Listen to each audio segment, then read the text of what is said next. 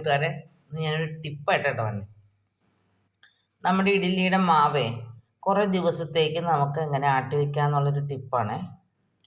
അപ്പോൾ ആദ്യം എന്നാ ചെയ്യേണ്ടതെന്ന് വെച്ചാൽ ഒരു ഗ്ലാസ്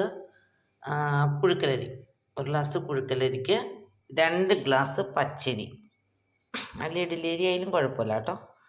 പിന്നെ 1 ഗ്ലാസ് ഉഴുന്ന്, അതാണ് അതിൻ്റെ കണക്ക്. 8 മണിക്കൂർ വെള്ളത്തിലിട്ട് വയ്ക്കുക. 8 മണിക്കൂർ വെള്ളത്തിലിട്ട ശേഷം അരച്ച് വയ്ക്കുമ്പോൾ ചോറൊന്നും ചേർക്കണ്ട. അരച്ചിട്ട് എന്താ മാവ് ഇതുപോലെ കണ്ടോ, നല്ല പുളിച്ച് പൊങ്ങിയ മാവായി. എന്നിട്ടത് സ്റ്റീൽ പാത്രത്തിലേക്ക് പകർത്തി വയ്ക്കുക. എന്നിട്ട് ചുടാൻ ആവശ്യമുള്ളപ്പോൾ മാത്രം ഉപ്പ് ചേർക്കുക. അപ്പം ഇങ്ങനെ നമുക്കൊരു 10 ദിവസത്തേക്ക് വരെ ഇത് വെച്ചിരുന്നാൽ ഇതിനൊരു കുഴപ്പമില്ല. മെയിനായിട്ട് അതിൻ്റെ ഉള്ളിൽ ഒന്നും ചേർക്കാത്തതുകൊണ്ട് മാവ് പൊങ്ങിയിരിക്കുകയും നല്ല ഇഡ്ഡലി കിട്ടുകയും ചെയ്യും. അതുമല്ല, ഇതിനകത്ത് നമ്മൾ ചേർക്കുമ്പോൾ മാത്രമേ, അതായത് ചുടുന്നതിന് തൊട്ട് മുമ്പ് മാത്രമേ ഉപ്പ് ചേർക്കാം. ഓക്കെ.